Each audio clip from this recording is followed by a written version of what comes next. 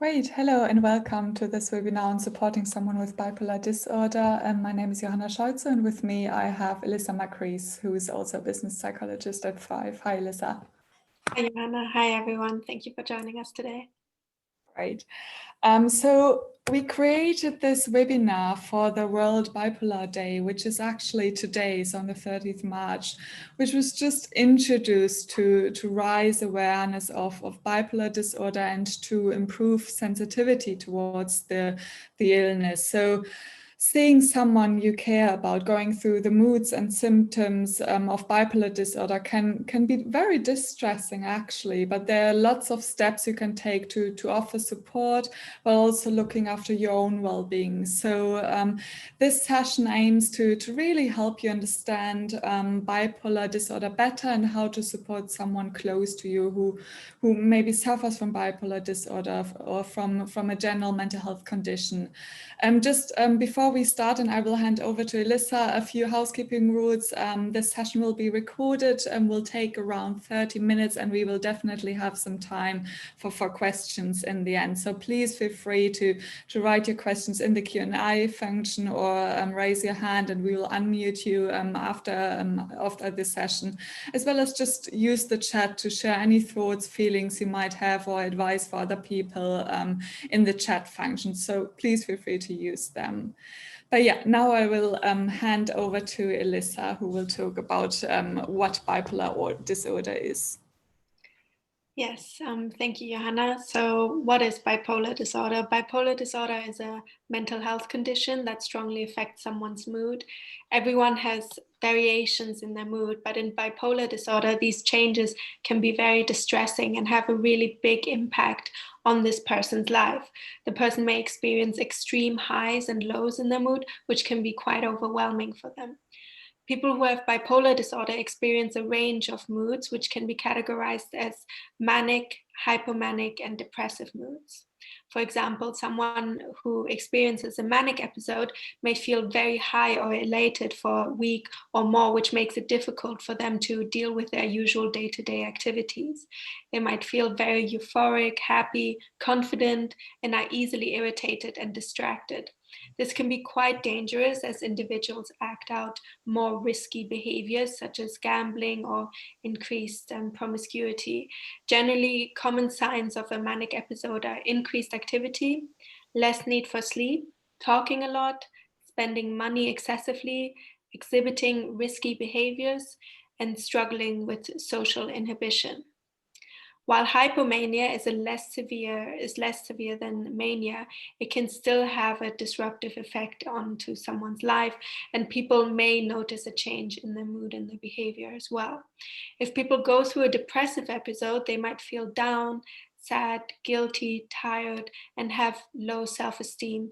You might see signs like social withdrawal, loss of interest, sleep problems, misuse of drugs and alcohol, self-harm, and changes in eating habits. Many people find that a depressive episode can feel harder to deal with than a manic or hypomanic episode. However, the manic episodes are just as disruptive to a person's life and well-being, as they are likely to get into dangerous situations or hurt themselves in those episodes as well. The contrast between having high and low moods may make the depressive symptoms seem even stronger and more severe. Not everyone with a diagnosis of bipolar disorder experiences psychotic symptoms like hallucinations, hearing voices, and delusions such as paranoia, but some people do. And it's more common during manic episodes, but can happen during depressive ones as well. These kinds of experiences can feel very real to the person at the time, so it's really important to acknowledge their experience, but not to let them accept these experiences as a reality. And this is where a counselor or psychotherapist can really help. Some people may also experience mixed episodes called mixed states. People experience symptoms of depression and mania or hypomania at the same time or quickly, one after the other. This can be particularly difficult to cope with, as it can be difficult for the person to work out what they are feeling or to identify what help they might need. It might feel more challenging and exhausting to manage emotions and may cause them to act on suicidal thoughts and feelings. These mixed episodes also make it very difficult for the carer to understand how they can best support them. So regular patterns of mood episodes can change over time, but many people describe having manic episodes starting very suddenly and lasting between 2 weeks and or even half a year. Depressive episodes can last for long periods of time as well. It is also common for the person to have stable, neutral periods in between different episodes and then relapse into the other ones again. So regular patterns of mood episodes can change over time, but many people describe having manic episodes starting really suddenly, as I said. So the question is, what really causes bipolar disorder? Usually it is a combination of different factors, including biological factors such as physical changes in the brain or genetics. So if the individual has a first degree relative, then it is more likely for them to have the condition as well.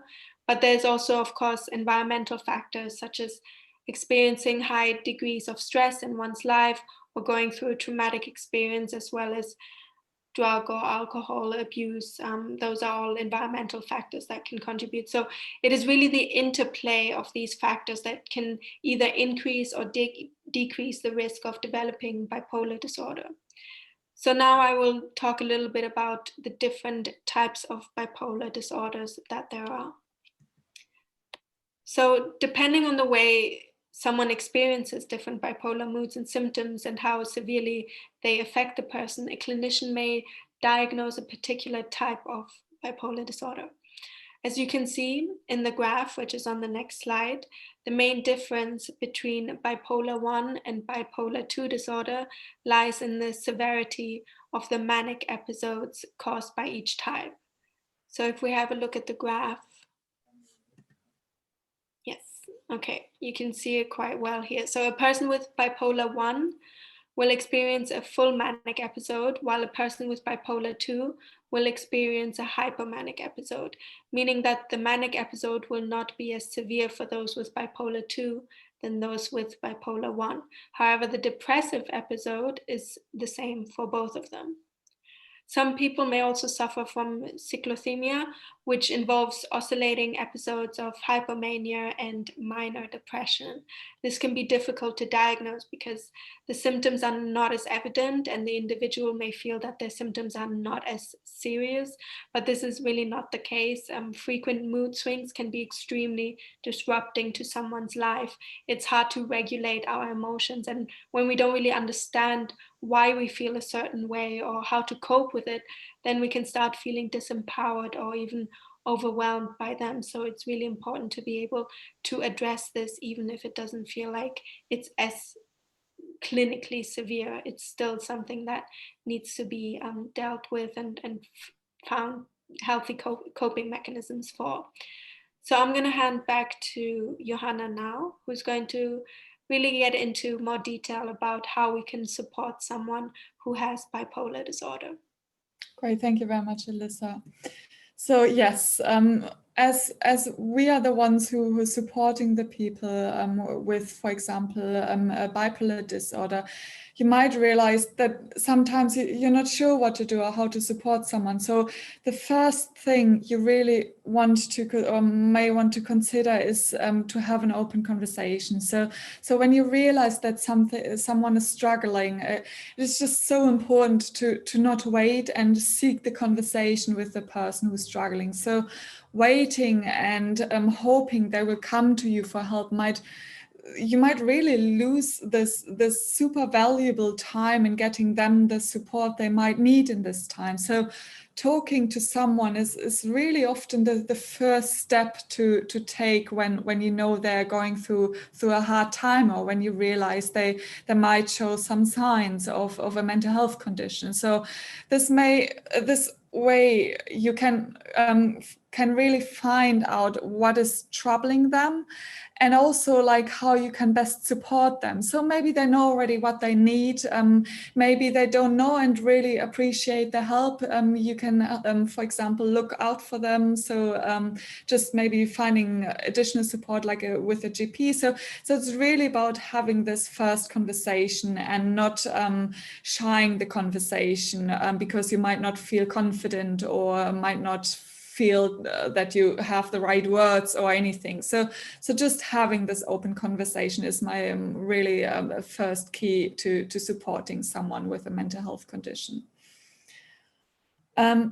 Some other tips you might want to consider is also being very open about bipolar disorder itself. So being open to talking to someone about their experiences can really help them to feel supported and as well as accepted. So if you find it hard to talk about your experiences or want to learn more, you can visit, for example, the Bipolar UK website, which offers really great information all around bipolar disorder. So just for you maybe to get a better understanding around what bipolar disorder is. But obviously we also talked about it before with Elissa, but yeah, something maybe which helps you to really have this conversation and being open about bipolar disorder. Another advice is to make a plan for manic episodes. So when your friend or family member is feeling well, try to really talk to them about how you can support them if they have, for example, this hypomanic or manic episodes. This can help both of you feel more stable and in control of what's happening. And you could, for example, discuss things like enjoying being creative together or offering a second opinion about projects or commitments to help someone not take on too much, maybe. Or if they would like you to maybe helping to manage money while they are unwell, or helping them to keep a routine, including like regular meals and a good sleep pattern. So all the self-care, maybe you can support them there. So just, yeah, again, talk to them, especially like maybe when they're feeling well, and then have a conversation. How can you make this plan for example, manic episodes? Also discuss behavior you find challenging. So if someone is, for example, hearing or seeing things you don't, they might feel angry or annoyed or confused if you don't share their beliefs. And then it can be very helpful to stay very calm and let them know that although you don't share their belief, you understand that it feels real for them, and or if possible, try to focus on supporting them with how they are feeling rather than maybe confirming or challenging their perception of reality. What feels real for them is real in those moments for them. So yeah, then it can really help to do this. Also, if someone becomes very disinhibited while, for example, having a manic episode, they may do things that feel embarrassing, strange, or upsetting to you. But it can be helpful to calmly discuss your feelings with them when they are feeling more stable again. So try not to be judgmental or overly critically, and just try to focus on explaining how specific things they have done make you feel, for example, or rather than making general statements or accusations about the actions they're doing. Also learn together their warning signs and triggers. So most people have some warning signs that they are about to experience an episode of mania or depression. And the best way to learn what these are for your friend or family member is to talk to them about these and explore together what they might be. And if you notice certain behaviors that normally happen before an episode, for example, you can gently let them know and that you realized it. So yeah, it can just be very helpful to learn about these things. Also, many people will also have triggers. So for example, stress, which can bring on an episode, or you can can just try to understand what these triggers are for your friend or family member and how you can help avoid or manage them. And for example, maybe they can use the Thrive app and use the mood meter. Just generally something, or a journal where they can track those triggers and track their mood and look back and see, okay, actually, whenever I was stressed, for example, it kind of resulted in a trigger for me having this episode. And it's just a very, very powerful tool, and can also be very helpful for you as a carer or a supporting person to know.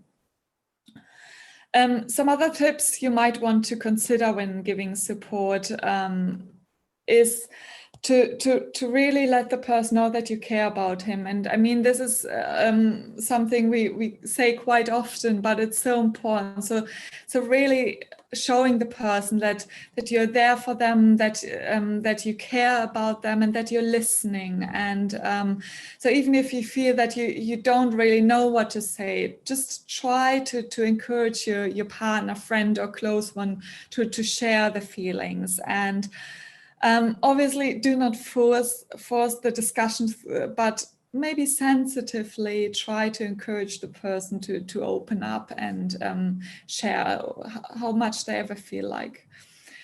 So being open to talking to someone about their experiences can also help them feel supported and accepted, which is, yeah, just very, very helpful for them. It may also be difficult for them to talk about their feelings. Sometimes we realize men find it a bit more difficult to share the feelings.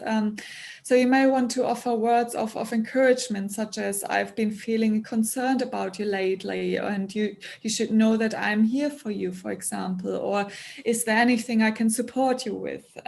So even if you don't see each other during these times, keep in touch through as many tools you have, like phone calls, messages, or emails, to show the person that you care and that you're there for them if they need you.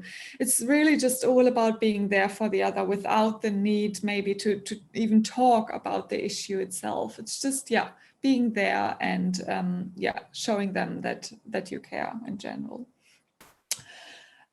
Show acceptance without any signs of judgment. So please remember that that it's not personal and no one's fault. I'm sorry, I think. I'm not sure. Is everything okay? Yeah. Can you see the slide? Yeah, we can see them still. Yeah, without the emails? Okay. Yeah, no, it's just a slide. Sorry, no, my emails popped up. Apologies for that. So I thought you might see them, which is obviously not the aim. But yeah, okay. So where was I? So showing acceptance is obviously very important, and also maybe the person would like to be alone. Some people find this as their only coping strategy. So accepting that they need this time for themselves without judging them. You're already very supportive. So obviously, however, if you feel that your partner, friend is at risk for themselves or for maybe for their children, you may ignore their wish really for loneliness and seek professional support for the person. Also, try not to make assumptions. So it is completely understandable that you might find yourself constantly on the lookout for those signs that your friend or family member or close one is starting a bipolar episode. But try to remember that this might not be the most helpful way to support them. So always keep in mind that it's possible for anyone to have a range of emotions and behavior while still feeling stable overall. Also, try not to assume that any change in mood is immediately a sign that someone is unwell. So if you're not sure, have this conversation again and really talk to your friend or family member. And this is just the best way to check in and to see, is the person feeling unwell or not. So it's really the key about not just pinpointing those signs you might look out for, but really having the conversation then. And maybe they're just having, as everyone does, a bad time at the moment, which is maybe completely unrelated to bipolar disorder then. Also keep in mind that each person's experience of mental health issue is completely different, and you don't know how a person's diagnosis, what I was saying is like you don't really need to know the person's diagnosis to offer them support. So even if, for example, a close one, you might think they have bipolar, but you're not sure. You don't need to know. It's not essential to offer the right support to them. So it's more important to respond sensitively to someone who seems troubled than to find out whether or not they have a diagnosis. Also, encourage self-management. So outline the importance of physical exercise to the person, eating a balanced diet and doing things this person used to enjoy before, for example.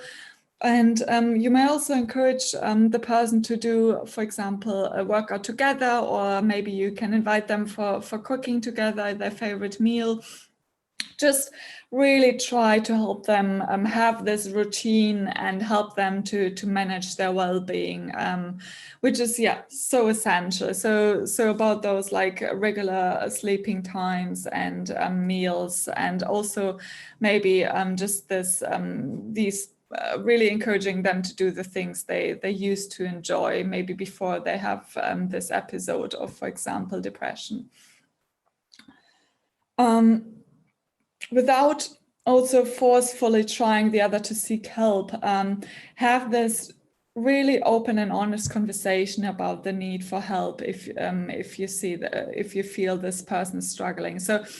So you're not there to fix anything. There are lots of professional support services out there, like the GP or employee assistance program, maybe for the person, psychological therapy services, or maybe support groups or lines. So there are really great peer support groups, for example, for people with bipolar disorder, or just maybe online communities. So there are so many great things and so many helpful support options out there. So you're not there to fix a thing. It may just help if you do the effort and search, for example, for support options in the area, as sometimes it can be just so overwhelming to go into the internet and look for those informations, because there's so many options. So if you do that, you're already very helpful. Obviously, only if the person wants that, but it can be very helpful and maybe very appreciated. Again, like if the person you're worried about expresses risk to themselves or others around them, like the children, then you should contact support immediately, like the NHS or Samaritans. And this is obviously something to keep in mind as well. Then when we support someone else as a carer, it's also obviously always very important to take care of yourself. So it's important to invest some time and energy into looking after yourself. So you may feel very worried about your friend or family member, but making sure that you stay well will really enable to continue to offer, will really help you to offer this continuous support. So we really have to look out for ourselves for being able to also help someone else. We sometimes forget that, and we think we just have to support the other person and they need us. But then also thinking about like we can't really well support someone if we not take care of our own well-being. So this is something I'm really, I think is very important to mention, and not to feel guilty about it as well. So now we have some great support options which you might find helpful for you. So I was talking about the Bipolar UK website before, which you might want to check out if you want to read more into it or just want to understand the details in more depth. Then maybe this is a helpful website, but just also so maybe to get some other information around bipolar. So yeah, maybe you want to check that out. Then there's also this Cara UK website or line, which is just offers this support and advice for anyone who provides care. And yeah, then also maybe some other options which you might find helpful, like SANE or National Debt Line, which can be helpful sometimes too. And also Samaritans, obviously. So they're available 24/7 on every day. But yeah, this brings us actually to the end. So if you have any questions, please feel free to ask them now. Yeah, we definitely have some time for them. But yeah, for those who leave us, thank you very much. And hopefully this was helpful. Yeah,